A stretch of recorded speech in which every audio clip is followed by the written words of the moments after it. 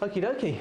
Thank you for coming to see this seminar on why build with timber frame. My name's Darren Shaw, my colleague Cameron Macmillan. We're both experienced project managers here at Scandia-Hus.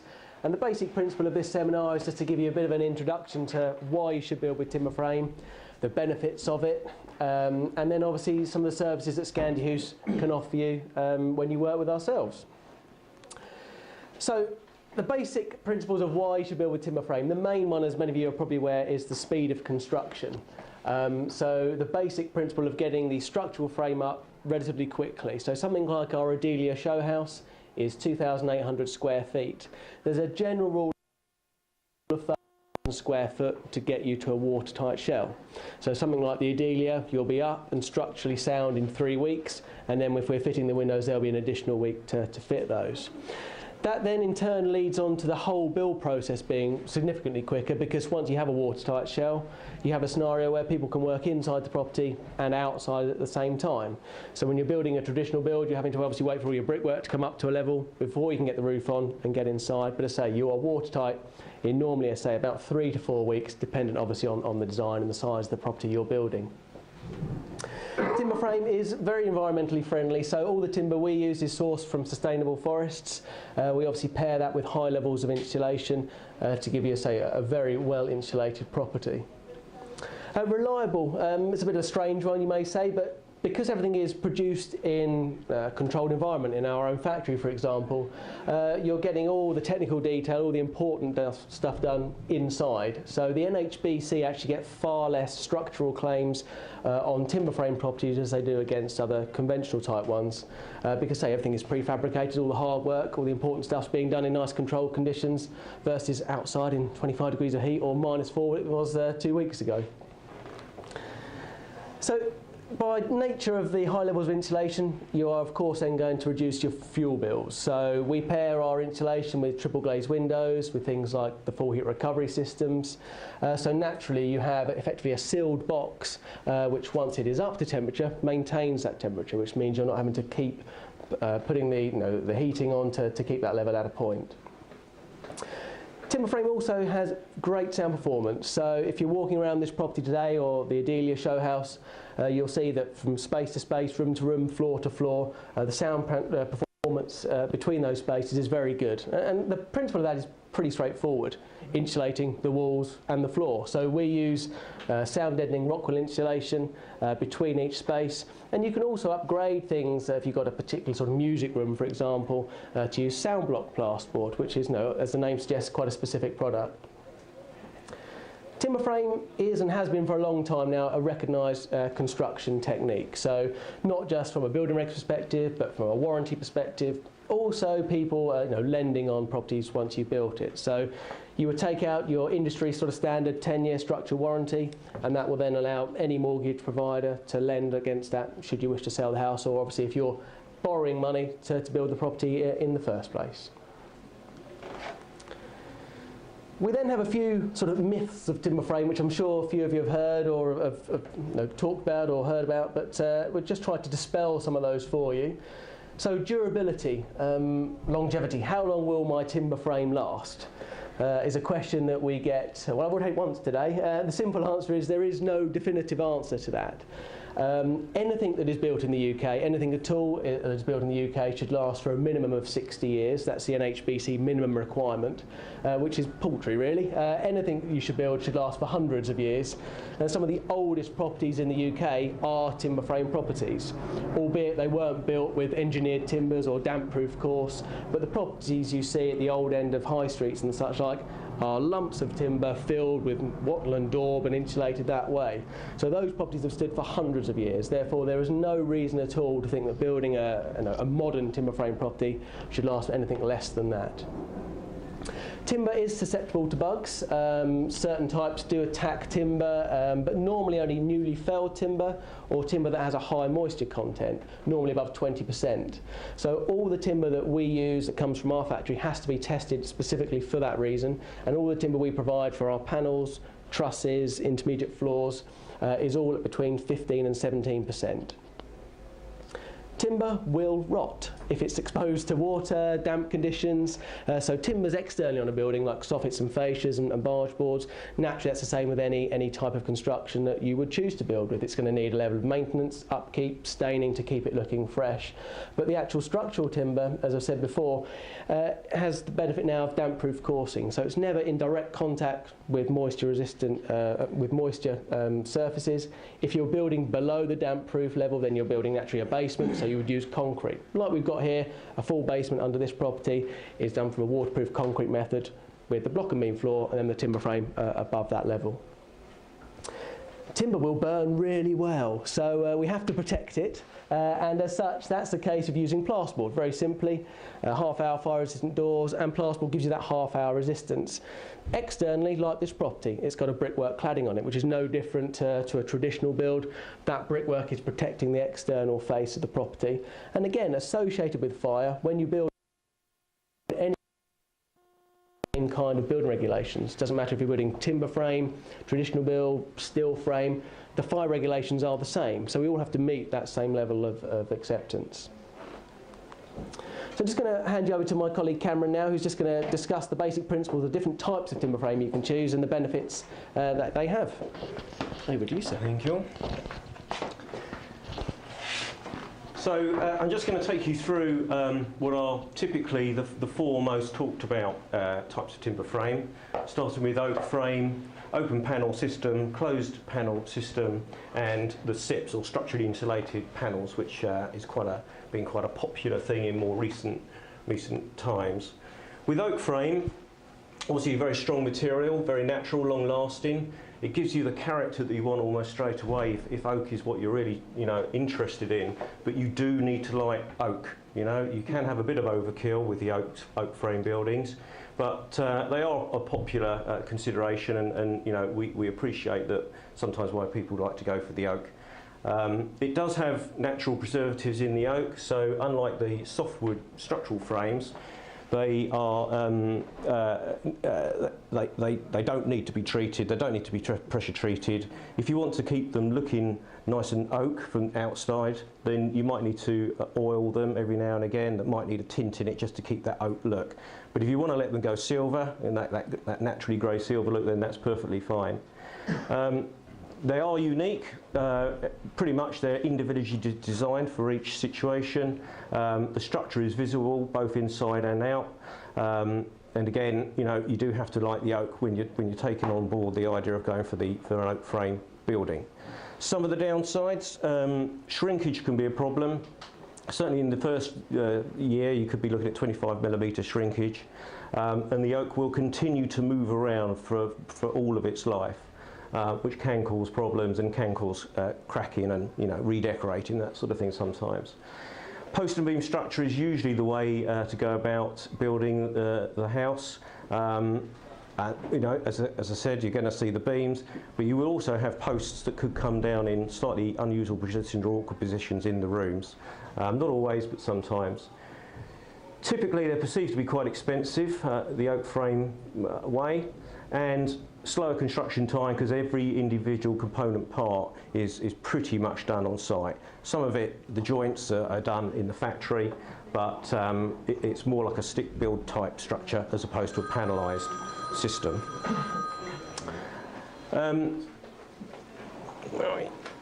Open panel system, which is predominantly what Scandia promote. Down at our factory in Billingshurst, we make the wall panels down there. It's a quick and efficient way to get the panels made and then actually complete on site. You have a lot of flexibility. We do completely bespoke design here at Scandia-Hus now. Although it's a modular system, the wall panels can be of any size that we determine is necessary. As Darren said, we have a watertight structure in a pretty quick time, 2, 3, 4 weeks, depending on the size of the property. And we can build in all weathers. Obviously, it's sub-zero temperatures we say that we can build in. Not ideal, but it is done, and we build throughout the whole 12 months of the year. Lightweight structure. which aids construction on site. We still use cranes in the most part, but if we have difficult sites, tight sites where it's difficult to get a crane on, they can be done with what's called a telehandler, which is like an all-terrain sort of forklift truck with an extending jib. And they can also be manhandled. If the panels aren't too big, they can be manhandled into position as well. One of the downsides for our system is a lot of on-site fixing. So we supply all the materials for the stud work, battens, insulation, etc., but the type of insulation we use has to be site-fitted. It can't be done in the factory. Although we are completely flexible, and if you wanted a particular type of insulation that you're interested in and not our standard usual specification, some of our customers have had lamb's wool insulation in the past, for example. So we're quite open-minded to different things that you might want to try and incorporate. Closed panel system, similar to the open panel system, except it is all done in the factory. The panels are insulated, they're plasterboarded, the windows and external doors may well be fitted, and that makes it extremely quick when it comes to the site shell erection. But one of the downsides is they're heavy, so you'll definitely need a crane if you're going to do a closed panel system. You do have the advantage that because it's all done under factory conditions, there's a little bit less wastage of materials that are going into it, because it's more controlled in the factory as opposed to on site. It's a system that Scandia used to use many years ago when we imported the houses direct to site from Sweden. But as soon as we got our factory up and running over here, and we realised it was some people's sites were creating a problem for them in terms of getting the kits on site, we made a conscious decision to move to the open panel system, which has proved to be a worthwhile move. Come on. Structurally insulated panel SIPs, which some of you may have heard of. They are quite quick and efficient to actually make in the factory and actually put up on site as well. They can be utilised to expose some of the features that you might be wanting to have in the house. So if you are, for example, wanting to build something quite contemporary or even industrial looking, which some of our customers do, and you want to see exposed steel posts and beams, you can do that by way of using the SIPs just as a way to insulate the house and not necessarily utilised as a structure. Lightweight, so easy to move around, but you're still probably going to use or want to have the facility for a crane. It's unusual really in as much as it's a timber frame structure but without much timber in it. It's a sandwich made up of insulated panels with orientated strand board, which is like a ply sheathing on the outside. So it is unusual in that respect that it comes under the timber frame banner, but it's not a structural timber frame in the true sense. There's limited flexibility with it. It is susceptible to weather conditions when you're building on site. If it's pouring with rain, you probably wouldn't want to risk putting the SIPs panels up because they can delaminate under the weather conditions. The OSB can start to swell up if it gets saturated and can come apart. And one of the other things that is with it is the people or the companies that supply SIPs, they don't usually make those panels. They have to be bought in by a third party company that's usually certified in a big factory somewhere, and they make these panels and they're distributed to lots of different suppliers around the country. So it's just something to be mindful of if SIPs were something that you were interested in going for. It's not something that we've got involved in really over the years, the SIPs panels. So why choose Scandia? I'm going to let Darren tell you why. Why not? It's surely the answer.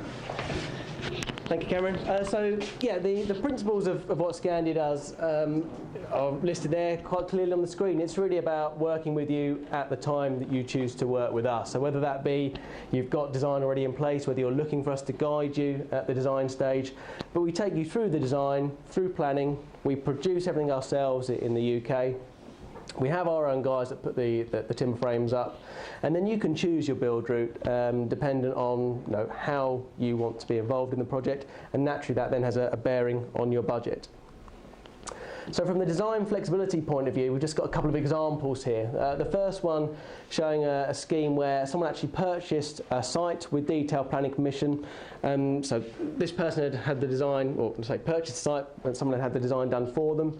So they're buying the site, they're coming to us and saying, can you build me a timber frame to this design? And the simple answer is yes. Because we've got our own in-house designers, because we have our own factory, it's a case of taking the ideas, putting them onto our CAD system, getting them fully engineered for our system, and building the property to those exact plans. There's quite a minority of situations. In most cases, you'll have this scenario where you've purchased your plot, you've maybe got outline permission, but you've got no detailed design actually in place. And as such, that's why we have our in-house design guys here. We'll sit down with you, talk through your ideas, your requirements, your budget. We'll come up with some basic sort of sketch ideas before passing it to the design team, who will produce full CAD plans, some basic sort of 3D sort of schematic ideas, and then we take you through the planning and building reg side of things before the property is obviously completed on site. But this is just an example, of a completely bespoke design. Scandia has a range of established plans. You've got the book of inspiration out there, and that's exactly what it is for. You don't have to take a standard design and build that. You can take design ideas from each one and blend them together. That's our job here, that's what we do. Alternatively, like this scenario, you've got a blank sheet of paper, you've got your site, your budget, your requirements, and we work with you to create something completely bespoke. I would say, well, everything we build is bespoke in one way, shape or form, but I would say probably as high as 75–80% of the buildings we create are completely bespoke designs, just working with people's ideas from the outset. Once we've got the design, we have the wonderful opportunity to go into the UK planning process, which is the bane of most projects. But we handle that here for you. We're not planning consultants, so we would take stock at the outset of your project to understand whether we have the in-house capabilities here to handle your planning application. Again, I would say we probably handle as high as 90% of our clients' planning applications, but at the outset when you come to us, we're looking at what are the policies, what are you trying to achieve, and whether we feel we can handle that for you. In a scenario that we don't feel that's an option, we would put you in contact with a planning consultant. So Scandia would always do the drawing side of things, and then we just liaise with yourselves and obviously a third party to actually offer that planning expertise. So that is in a rare situation, and 9 times out of 10 we're handling the planning in-house for you.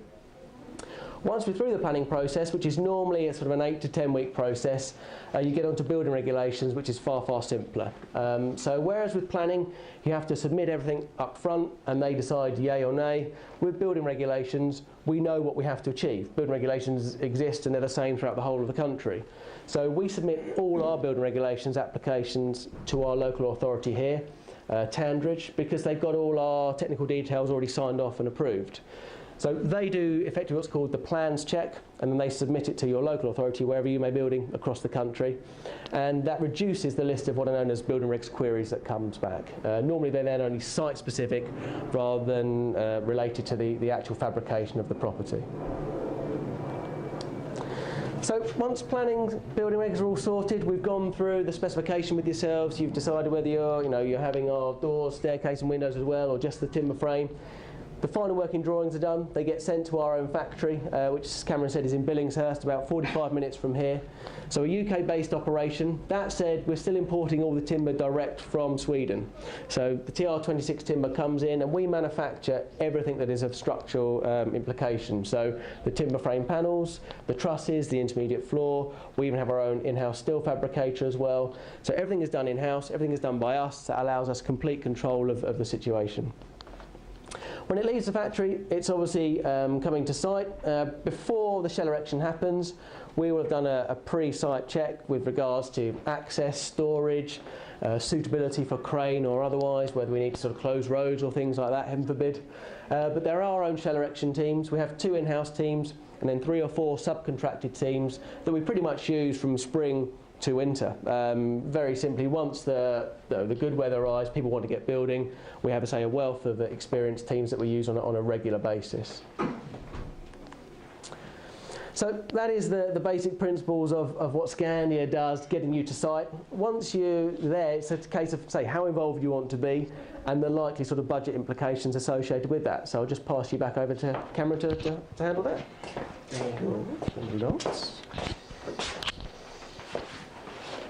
So there are 4 really typical build routes that people focus on.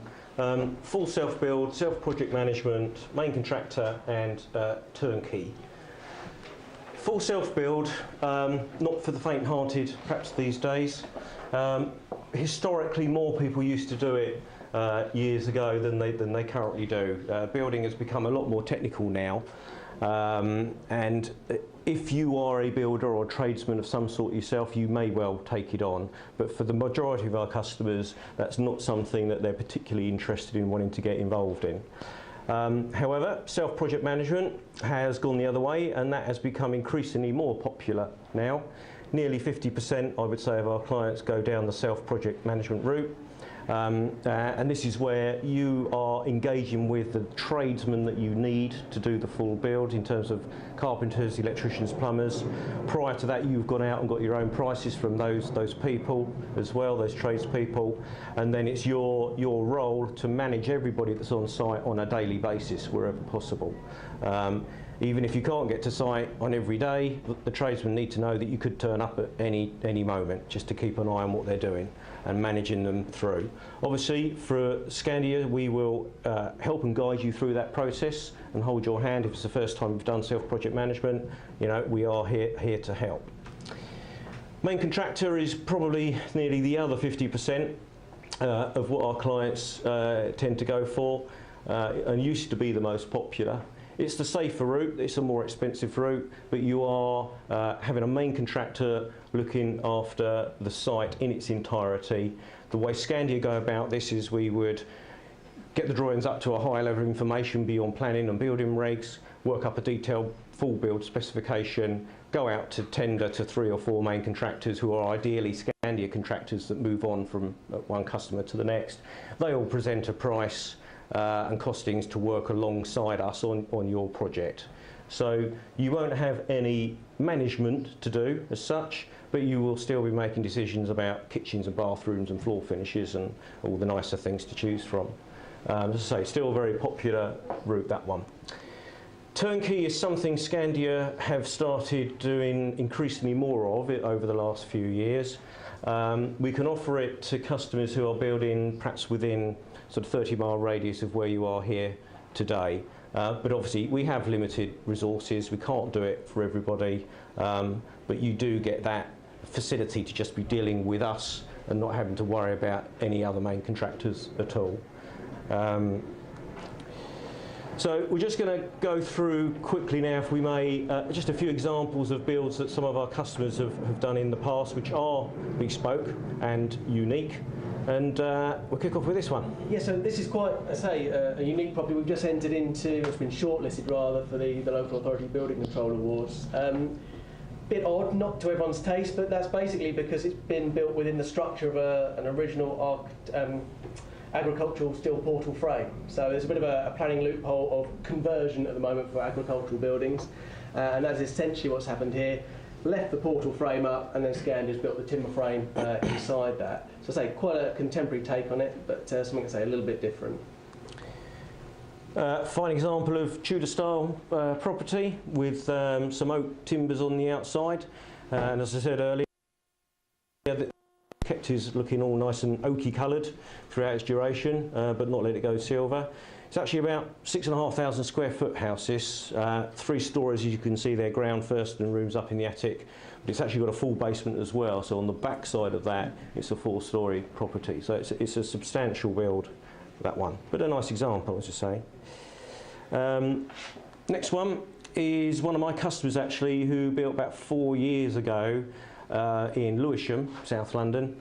He came to us, as Darren mentioned earlier, already armed with a set of plans designed by an architect. He had planning approval. In his case, he had 68 neighbours objected to his planning application, but his architect got it through somehow. A very unusual building, 2-storey, cuboidy sort of a house, flat roof, smoked black glass cladding on the outside that he bought in himself and had shipped over from Germany. And he self-project managed the whole thing. Really interesting and unusual product, and a crazy character as well, actually. You have to be delivering that. Yeah. Yeah. That's another, say, more chalet-style scenario of a mock Tudor sort of finish.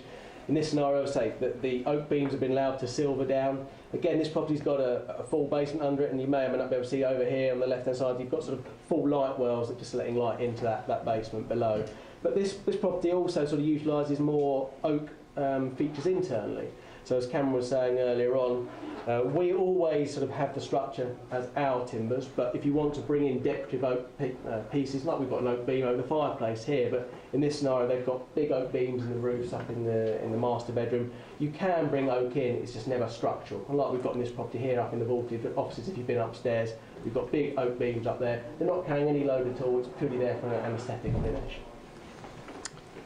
Another one of mine, again about 5 years ago. This was out near Guildford. They bought an old bungalow to demolish it and replace it with a new bungalow. They wanted a chalet bungalow, and then discovered that Waverley Council have a 10% maximum uplift in size. So that put some limits on what they could do. So we basically, to their brief, we designed them a bungalow and maxed out the ground floor footprint to the as far as they could possibly go, up to that 10%. But we designed it in such a way that we put a steep enough pitched roof on it with all the structure in place ready for them to convert the loft later on. And they did their own DIY loft conversion a few years when it all quietened down and the planners had lost interest, and they created their own lovely master bedroom, suite, ensuite, and a study, galleried study area that looks it's up here now and it looks down over the sitting room. So it's quite a good example of how flexible, you know, we can be. So this is, let's say, quite a stunning property. It's not a 3D rendering, although it does have the appearance of it. That's actually, I say, a house that we built down in Chichester about 5 years or so ago in the sort of very traditional sort of New England style. You've got big wraparound balconies, and what makes that slightly unusual is the cedar shingles rather on the roof. So quite rare, I say, just a little bit unique, that one. Juxtaposed with that, something very much more contemporary. So this was built probably about 7 or 8 years ago now, just outside of Horsham, on a very sort of private plot. But a customer that came to us with outline permission, so outline approval for a certain size and a contemporary property. So we say devised really our own take on what is quite clearly sort of a cookhouse style structure, the mono-pitch roofs, but with all the main functional rooms facing in one direction. And this was the client of mine down in Alton, in Hampshire. This was quite a rare scenario, just off the back of what Cameron was saying about Waverley, where in that example they were very restrictive on what they could build on site. This client was complete opposite. They had a bungalow on site in a road which was predominantly populated by large properties, and as such the planners were quite keen for them to maximise the potential of the plot. So we worked quite detailed with the planners at the early stage to understand they would allow us to use all the permitted development rights to effectively get an increase in size, and then allow us to sort of produce a replacement dwelling. And so that sort of is around the 4,000 square foot mark, and then sort of a separate outbuilding at the back as well in the same style. And then finally, a fine example of a Beau Georgian style is probably the best word to use for it. It has become increasingly more popular in recent years, the Georgian style, sort of started to give the Tudor style properties a run for their money. You know, great if you like symmetry, if you follow the rules of Georgian style. It has well, that picture doesn't convey, it's actually mainly a flat roof on that. So it goes up to a certain point and then it's all flat, what's called a crown roof, and we sometimes incorporate that when planners are getting a bit sniffy about mass and bulk and size of roof and so on, and we can get it down to that sort of level. But yeah, it's got some nice features, nice detailing around the windows. Up to you, you know, not everybody's cup of tea, Georgian style, but you know, it is what it is. So, and we can just sort of stop now.